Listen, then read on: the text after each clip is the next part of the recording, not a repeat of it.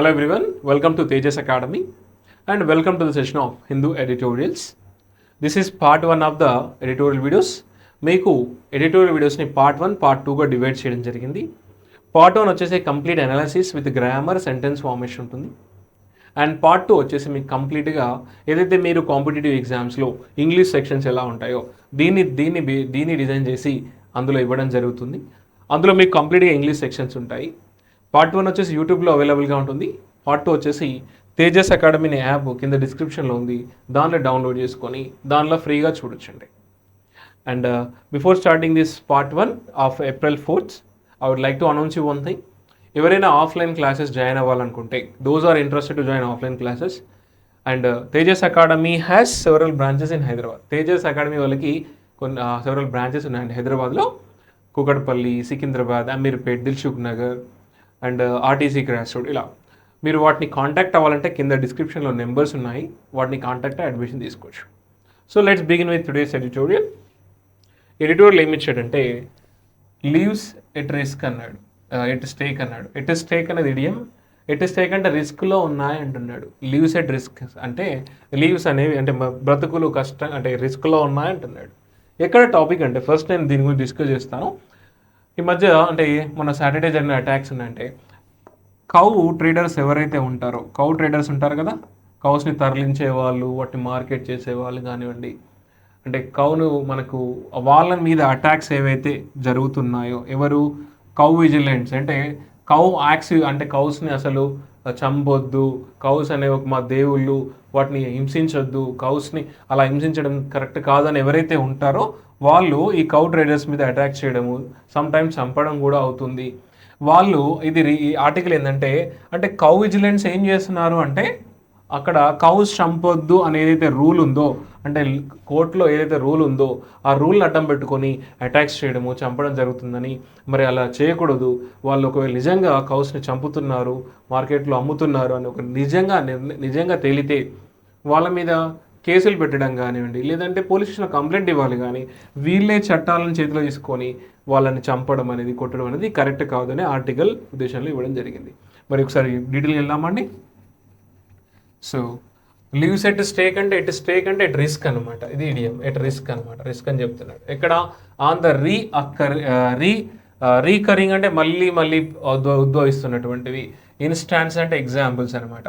So మళ్ళీ వస్తున్నటువంటి examples. ఏం ఎగ్జాంపుల్స్ అంటే examples of attack by self styled cow vigilantes. ఎవరైతే కౌస్ని ఇష్టపడే వాళ్ళు, కౌస్ని చంపొద్దు అని ఎవరైతే వాళ్ళు అంటారో వాళ్ళ చేత జరిగే అటాక్స్ గురించి మళ్ళీ జరుగుతున్నాయి, అన్ని స్టేట్లో ఇలాంటివి జరుగుతూ ఉన్నాయి అని ఈ కాన్సెప్ట్లో చెప్పడం జరిగింది.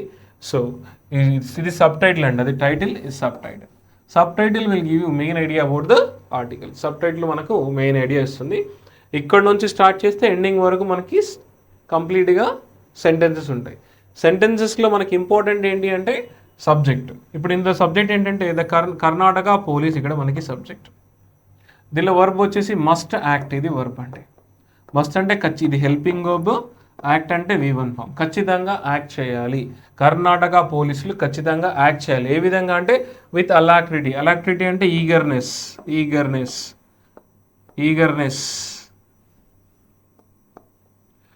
అలాక్రిటీ అంటే ఈగర్నెస్, ఎంతూజియాజంతో పని చేయాలంట. ఇక్కడ ఇన్ బ్రింగింగ్ మర్డరర్స్, ఎవరైతే వీళ్ళని చంపుతున్నారో, కౌ ట్రేడర్స్ని చంపుతున్నారో వాళ్ళని, మర్డరర్స్ ఎవరైతే ఉన్నారో టు బుక్ అంటే in bringing murderers to book అంటే ఇక్కడ ఇది ఇడియం అండి. బ్రింగ్ సమ్వన్ టు బుక్ అంటే పనిష్ చేయడం అనమాట. వాళ్ళని చట్టబద్ధంగా శిక్షించాలి అనమాట. ఇది ఇడియం అంటారు. సో అంటే Karnataka police must act with alacrity, ఎంతూజియాజంగా పనిచేయాలి. In bringing murderers to book అంటే వాళ్ళని ఎవరైతే చంపుతున్నారో, చట్టాన్ని చేతిలో తీసుకుంటున్నారో వాళ్ళకి ఖచ్చితంగా పనిష్మెంట్ ఇవ్వాలని ఆథర్ పాయింట్ ఆఫ్ వ్యూలో చెప్తున్నాడు. ఒకసారి మన ఆర్టికల్ అసలు ఏం జరిగింది అనేది మనం let's discuss. This is the paragraph. పారాగ్రాఫ్లో మనకు సెట్ ఆఫ్ సెంటెన్స్ ఉంటాయి. ప్రతి సెంటెన్స్ ఒక్కొక్క ఐడియా ఇస్తుంది. This is the first sentence. ఈ సెంటెన్స్ వచ్చేసి మనకి ఇక్కడ వరకు ఉంది. సో ఈ స్టేట్మెంట్లో మనకి సబ్జెక్ట్ వచ్చేసి ద స్కోర్జ్. ఇది మనకి మెయిన్ సబ్జెక్ట్. స్కోర్జ్ అంటే మిస్ఫార్చ్యూన్, బాధ, ఈవిల్ ఇవి ఒక ఘటన, బాధాకరమైన ఘటన అంటారు కదా, అది సింగులర్ కాబట్టి దీనికి సబ్జెక్ట్ ఈజ్ సింగులర్ కాబట్టి దీని హెల్పింగ్ వర్బ్ వచ్చేసి ఇక్కడ హ్యాజ్. హ్యాజ్ ఎందుకు వచ్చిందంటే సబ్జెక్ట్ సింగులర్ కాబట్టి దీని వర్బ్ ఇది హ్యాజ్ అని రావాలి. హ్యాజ్ ఎప్పుడు వచ్చినా మనకు V3 ఫామ్ వస్తుంది, ఇది V3 ఫామ్. సో ఇది మనకి సబ్జెక్ట్, ఇది verb. So the scourge has surfaced అంటే స్కోర్జ్ ఏదైతే మిస్ఫార్చ్యూన్ ఏదో బయటికి వచ్చింది అంట, అంటే కనబడింది, సర్ఫేస్డ్ తేలింది అని అంటారు కదా, కమప్ అనమాట, ఇట్లా తేలింది అంటారు కదా. ఏంటి అంటే చూద్దాం మరి. The scourge of misfortune of murders, ఏ మర్డర్స్ అట, వేర్ ఆ ప్లేస్ గురించి మాట్లాడుతున్నాడు. Where cattle traders or transporters have been attacked. ఎప్పుడు హ్యావ్ బీన్ ప్లస్ V3 వచ్చినప్పుడు అది present perfect tense passive voice. వారికి అటాక్ చేయడం జరిగింది, వీరికి అటాక్ చేయడం జరిగింది.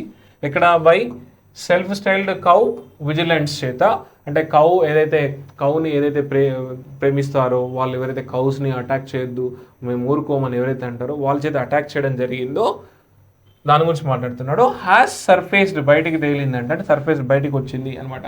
అగైన్ ఇన్ కర్ణాటకలో అంటున్నాడు. ఏ రోజు, ఆన్ సాటర్డే రోజు. ఏ విధంగా అంటే ఎగ్జాంపుల్ ఇస్తున్నాడు ఇది.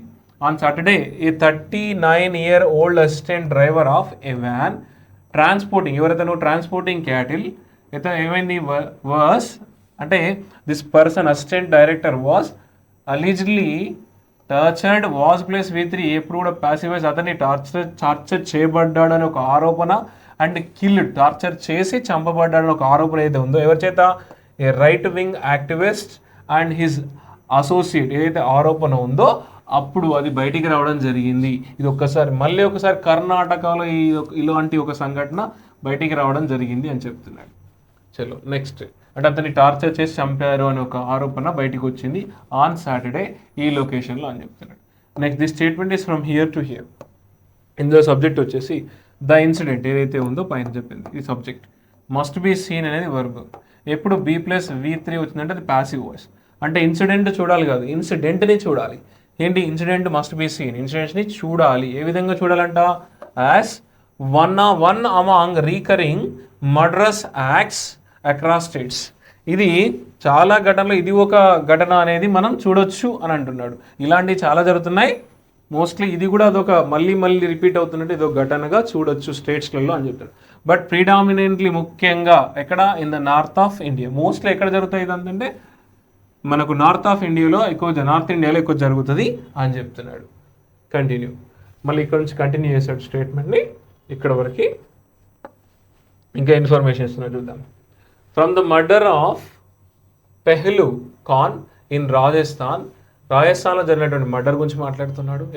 ఎవరి మర్డరు, పెహ్లు ఖాన్ నుంచి మాట్లాడుతున్నాడు. ఎవరతను, హూ వాస్ ట్రాన్స్పోర్టింగ్ క్యాటిల్, ఎవరైతే ఈ క్యాటిల్ ట్రాన్స్పోర్ట్ చేస్తున్నారు ఎవరికి, టు మహమ్మద్ అఖ్లాక్, ఎక్కడ, ఇన్ దాద్రి ఉత్తరప్రదేశ్లో ఎవరైతే ఇతనికి ట్రాన్స్ఫర్ చేస్తున్నాడో, అంటే ట్రాన్స్పోర్ట్ చేస్తున్నాడో, ఎక్కడ అతను మర్డర్ చేయడం జరిగింది. ఏ విధంగా అంటే ఆన్ ద సస్పిషన్ ఆఫ్, అనుమానంతో, ఏంటి, సస్పిషన్ ఆఫ్ స్టోరింగ్ కౌమిట్ దాచిపెట్టాడు అనే ఒక అనుమానంతో అతను చంపడం జరిగింది రాజస్థాన్లో. And it was proven to be false, అది ఫాల్స్ అని ప్రూవ్ అవ్వడం కూడా జరిగింది. ఇంకా ఎగ్జాంపుల్ చేస్తున్నాడు. అండ్ 2 ట్రైబల్ మెన్ లించ్డ్ అంటే కిల్డ్, 2 ట్రైబల్ మెన్ కూడా చంపబడ్డారు అంట బై అలీజ్డ్ యాక్టివిస్ట్, ఎవరైతే ఆరోపణ ఫేస్ చేస్తున్నటువంటి రైట్ వింగ్ యాక్టివిస్ట్ చంపబడ్డాడు. యాక్టివిస్ట్ ఎవరు, అతను బజరంగ దళ్ సంబంధించిన యాక్టివిస్ట్ చంపబడ్డాను ఒక ఆరోపణ అయితే ఉంది అంటున్నాడు. ఇక్కడ ఇన్ సియోని మధ్యప్రదేశ్లో అంటున్నాడు. And scores of such incidents అన్నాడు, ఇటువంటి ఇన్సిడెంట్స్ అనేవి. అండ్ ద వెనాలిటీ అంటే ఇక్కడ కరప్షన్ అంటారు కదా, అది చేసే తప్పు, వెనాలిటీ అంటే కరప్షన్ అయితే ఉందో, ద వెనాలిటీ ఆఫ్ దోస్ కమిటింగ్, ఎవరైతే ఉన్నారో కరప్షన్ చేయడం అంటే ఇలాంటి చేయడం ఎవరైతే ఉన్నారో, మర్డర్స్ ఎవరైతే ఉన్నారో, హ్యాస్ బీన్ అంటే ద వెనాలిటీ హ్యాస్ బీన్ మ్యాచ్డ్, వారు చేసే తప్పులు అనేవి మ్యాచ్ అవ్వడం జరిగింది అంట బై ద అక్విటీ అంటే షార్ప్నెస్,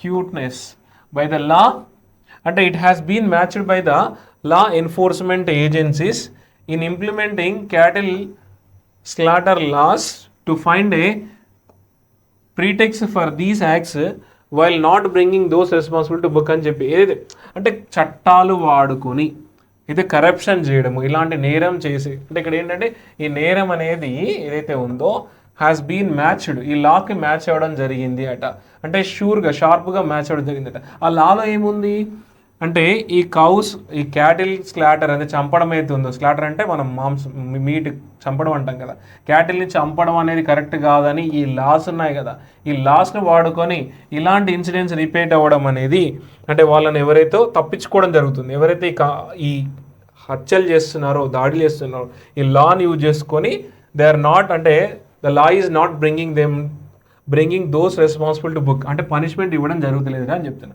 అంటే వాళ్ళు ఆ లా చేసుకొని తప్పించుకుంటున్నారు అని చెప్తున్నా. Next statement, this is from here to here. ఇందులో మనకి సబ్జెక్ట్ వచ్చేసి ఇదంతా చూడండి, దట్ అనేది సబార్డినేటింగ్ కంజంక్షన్, ఇలా మనకు కంజంక్షన్తో స్టార్ట్ అయ్యి దట్తో స్టార్ట్ అయ్యి ఇదంతా కూడా సబ్జెక్ట్, ఇక్కడ వరకు కూడా సబ్జెక్ట్, ఇది క్లాజ్ అంటారు. ఇందులో మనకి మళ్ళీ సబ్జెక్ట్ వస్తుంది, ద మర్డరర్స్ అనేది ఇక్కడ మనకి సబ్జెక్ట్. మళ్ళీ ఇందులో వర్, హెల్పింగ్ వర్క్, అక్విటెడ్ అంటే తప్పించుకున్నారు, ఫ్రీ ఫ్రమ్ బ్లేమ్, అక్విటెడ్ అంటే ఫ్రీ ఫ్రమ్ బ్లేమ్, తప్పించుకోవడం జరుగుతుంది అంట, అంటే నిందల నుంచి తప్పించుకోవడం, హార్మోన్స్ తప్పించుకోవడం, పనిష్మెంట్ తప్పించుకోవడం అంట. ఎవరు వాళ్ళు చూద్దామా, దట్ ద మర్డరర్స్ ఆఫ్, ఎవరైతే ఈ పెహ్లూ ఖాన్ ఉన్నారో వర్ ఎక్విటెడ్, తప్పించుకోవడం జరిగిందంట. ఎక్కడ, for the lack of prompt police action లేకపోవడం ద్వారా వాళ్ళు తప్పించుకోవడం జరిగిందట. ఇది ఏదైతే ఘటన ఉందో ఇదంతా కూడా ఎంబెల్మాటిక్ అంటే సింబల్ ఆఫ్ దిస్ ట్రెండ్, అంటే ఇది ట్రెండ్ అయిపోయింది, ఇలా చంపడము, అటాక్ చేయడము, కొట్టడం అనేది ఒక ట్రెండ్ అయిపోయింది, అంటే లా అడ్డం పెట్టుకొని ఇది అటాక్ చేయడం అనేది ట్రెండ్ అయిందని ఇందులో చెప్పడం జరిగింది. ఇట్ హ్యాస్ బికమ్, అంటే ఏదైతే ఇది ఉందో, అంటే తప్పించుకోవడము ఏదైతే ఉందో ఈజ్ ఎంబ్లమేటిక్ ఆఫ్ దిస్ ట్రెండ్ అని చెప్తున్నాడు. Clear. Next this statement is from here to, ఇందులో సబ్జెక్ట్ వచ్చేసి మనకి ద రీకరెన్స్, అంటే మళ్ళీ జరిగేది అయితే ఉందో ఈ సబ్జెక్ట్. వర్బ్ వచ్చేసి దానికి మనకు ఎక్కడ ఉందంటే ఈజ్, ఇది verb. So the recurrence is also a consequence అంటున్నాడు. చూద్దాం, రీకరెన్స్ ఆఫ్ దీస్ యాక్ట్స్, ఏవైతే ఈ యాక్ట్స్ ఉన్నాయో, వీళ్ళు చేసే పరిణామాలు ఉన్నాయో, is also a consequence of the emboldening, అంటే గివింగ్ స్ట్రెంగ్త్ అనమాట, పవర్ స్ట్రెంథనింగ్ అనమాట. ఏదైతే ఈ యాక్ట్స్ ఏదైతే ఉన్నాయో రీఅక్కర్గా మళ్ళీ జరగడం ఏదైతే ఉందో, it is a consequence of strengthening of these right wing activist, వీళ్ళని ఇంకా రెచ్చగొట్టడం, ఇంకా బలపరచడం జరుగుతుంది అంట ఈ యాక్ట్స్ చేసుకొని. అంటే రీఅకరెన్స్ ఆఫ్ దీస్ యాక్ట్స్ అంటే వీళ్ళని ఇంకా ఎనర్జీ ఇవ్వడము, వీళ్ళని ఇంకా ఉసిగొల్పడం జరుగుతుందంట. ఎవరు వాళ్ళు అంటే హూ షో లిటిల్ అంటే నెగిటివ్ వర్డ్ ఇక్కడ, హూ షో లిటిల్, ఎవరు ఆ రైట్ వింగ్ యాక్టివిస్ట్లు అంటే who show little regard for human lives as opposite to their perceived religious beliefs on cow slaughters. కానీ వాళ్ళకు హ్యూమన్ లైఫ్ గురించి పెద్దగా పట్టించుకోరు. వాళ్ళ యొక్క టార్గెట్ ఏంటంటే వారు ఏదైతే రిలీజియస్గా బిలీవ్ చేస్తున్నారో కౌ స్లాటర్ చేయొద్దు అనేది ఉంటుందో, కౌస్ చంపొద్దు అని అది మాత్రమే ఉంటుంది. కానీ వాళ్ళు ఎటువంటి హ్యూమన్ రిగార్డ్ అంటే వాళ్ళకి ఎటువంటి హ్యూమన్ లైఫ్స్ గురించి పట్టించుకోరు. ఎవరైతే ఉన్నారో, who refers to this person, ఎవరైతే ఉన్నారో వాళ్ళకి స్ట్రెంత్ ఇవ్వడం జరుగుతుంది. ఏవి, ద రీకరెన్స్ ఆఫ్ దీస్ యాక్ట్స్, ఈ యాక్ట్స్ చేయబట్టి అని చెప్తున్నాడు. Next this statement is from here to here. ఇందులో మన సబ్జెక్ట్ వచ్చేసి అనదర్ కామన్ ఫ్యాక్టర్ అనేది మనకి ఇక్కడ సబ్జెక్ట్, దాని వర్బ్ వచ్చేసి మనకి ఈస్, ఇది వర్బ్ అండి. చూద్దామా, another common factor that is more often the case is these acts recur, అంటే మళ్ళీ జరుగుతున్నాయంట. ఎక్కడ, ఇన్ స్టేట్స్, ఎటువంటి స్టేట్స్ అట, ruled by BJP, Bharatiya Janata పార్టీలో ఎక్కువగా బీజేపీలో ఉన్న స్టేట్స్లోనే ఇవన్నీ ఎక్కువ జరుగుతున్నాయట. అండ్ ఆర్ జనరల్లీ కండోన్డ్ అంటే ఇగ్నోర్డ్, ఫర్గెట్ ఇగ్నోర్డ్, కండోన్ అంటే ఇగ్నోర్డ్ అంటే ఫర్గెట్, అంటే ఏదో ఫర్గెట్ అనమాట.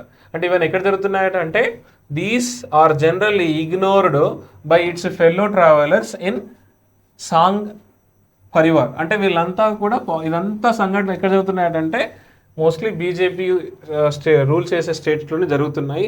అండ్ పెద్దగా పట్టించుకోవడం లేదు. Ignored by its fellow travellers in Sangh Parivar అంటున్నాడు. Next statement, this is from here to here.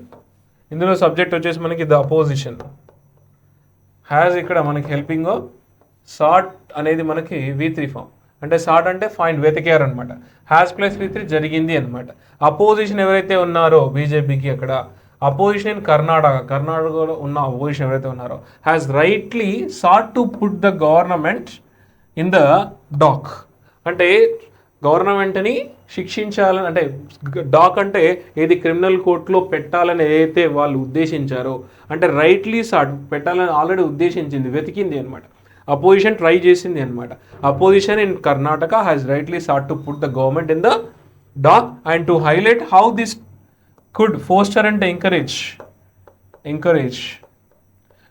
Communal disharmony. అంటే ఇది ఎంత హార్మనీ అంటే పాజిటివ్, డిస్హార్మనీ అంటే నెగిటివ్. అంటే ఇది ఇంకా డిస్హార్మనీ ఏదైతే రెచ్చగొట్టడము, మంచిగా ఉన్నాను రెచ్చగొట్టడం ఇంకా ఎంకరేజ్ చేస్తుంది అనే దాన్ని వీళ్ళు హైలైట్ చేశారు. అంటే గవర్నమెంట్ పైన వీళ్ళు క్లియర్ కట్గా the opposition has rightly sought to put the government in the criminal code. And ఇది హైలైట్ చేసిందంట. ఏమి హైలైట్ చేసిందంట, ఇది ఏదైతే ఉందో కమ్యూనల్ డిస్హార్మోనీని ఇంకా ఇంక్రీజ్ చేసే అవకాశం ఉంది, అంటే ఇంకా ఎంకరేజ్ చేసే అవకాశం ఉంది, ఇట్లాంటి కరెక్ట్ కాదని అపోజిషన్ ఇక్కడ ఫైట్ చేసిందంట.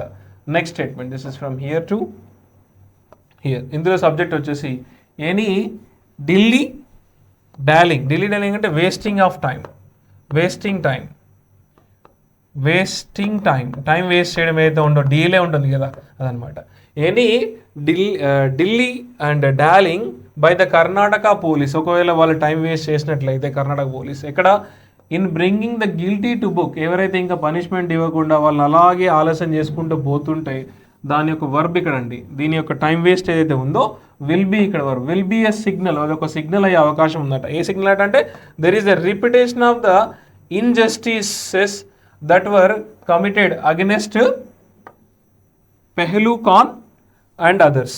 అంటే ఇది ఒక ఇన్జస్టిస్గా మారిపోయే అవకాశం ఉంటుంది, అన్యాయం అయ్యే అవకాశం ఉంటుంది. ఇంకా డీలే చేయడము, ఈ కేసులో ఆ గిల్టీని తీసుకురాకపోవడం, పనిష్మెంట్ ఇవ్వకపోవడం ఏదైతే డీలే ఉంటుందో ఈ పోలీసుల చేత, కర్ణాటక పోలీసు చేత, అదొక ఇంజస్టిస్ అయ్యే అవకాశం ఉంటుంది. ఎవరికి? అగెనెస్ట్ దిస్ పర్సన్, ఎవరైతే అన్యాయంగా చంపబడ్డాడో అన్న కాన్సెప్ట్లో ఇచ్చాడు. అండ్ అదర్స్ కూడా అన్నాడు. అంటే ఒకవేళ నిజంగా వాళ్ళు క్యాటిల్ స్లాటర్ చేస్తున్నారంటే వాళ్ళని అప్పగించాలి పోలీసులకు, వాళ్ళ మీద కేసు పెట్టాలని, చంపడం కరెక్ట్ కాదు. ఈ చట్టాలను యూజ్ చేసుకొని ఇలా చేయడం కరెక్ట్ కాదని ఇందులో చెప్తున్నాడు.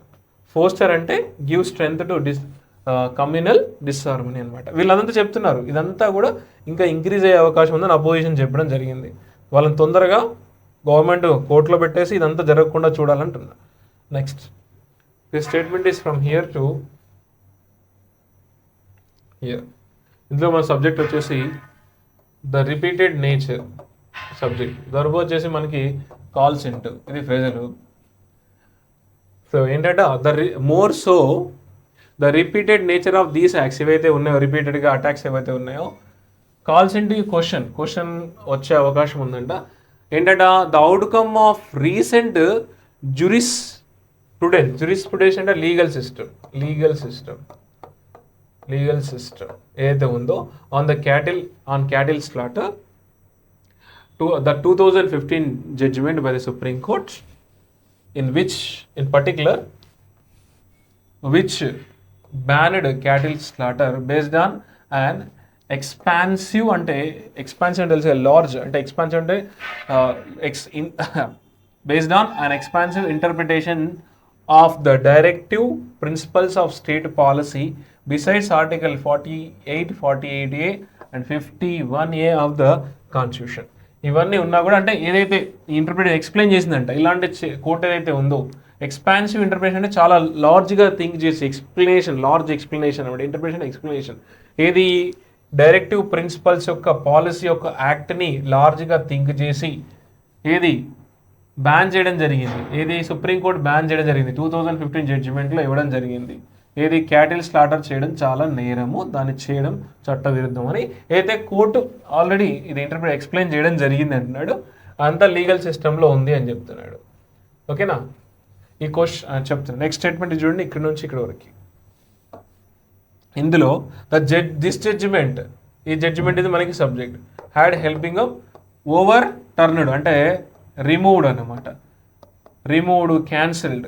ఏదైతే జడ్జిమెంట్ ఉందో 2015 జడ్జిమెంట్ అనేది, ఇది క్యాటిల్ స్లాటర్ అయితే ఏదైతే ఉండకూడదు అన్నదో అది ద జడ్జిమెంట్ హ్యాడ్ రిమూవ్డ్ అంటే క్యాన్సల్డ్ రిమూవ్డ్ ఏంటి అండ్ ఎర్లియర్ రూలింగ్ ఏదైతే ఎర్లియర్ రూలింగ్లో ఉన్నటువంటి ఏది ఈ 1958లో ఉన్నటువంటి ఏదైతే రూలింగ్ ఉందో ఆ రూలింగ్ ఏంటంటే which had limited the ban only to useful cattle engaged in agriculture and husbandry.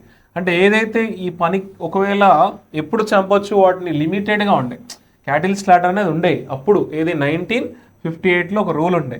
అంటే ఏది పనికిరాని ఎద్దులు ఉంటాయి కదా అసలు వాటిని అగ్రికల్చర్ కానివ్వండి అండ్ వాటికి పని చేయకుండా ఊరికే ఉన్న వాటిని స్లాటర్ చేయొచ్చు అని చెప్పి ఏదైతే రూల్ ఉందో అంటే ఇక్కడ limited the ban only to useful cattle engage in agriculture అంటే వాటిని చంపొద్దు అగ్రికల్చర్లో సరే ఏమన్నా అంటే ఏవైతే అగ్రికల్చర్ చేయని పడిపోయిన ఎద్దులు ఉంటాయి కదా వాటిని మాత్రం చంపొచ్చు అంటే స్లాటర్ చేయొచ్చు అని ఏదైతే ఈ 1958లో ఉన్న రూల్ని అది మొత్తం చెరిపేసింది. ఏది 2005లో వచ్చిన రూల్ మొత్తం దీన్ని చెదరగొట్టింది.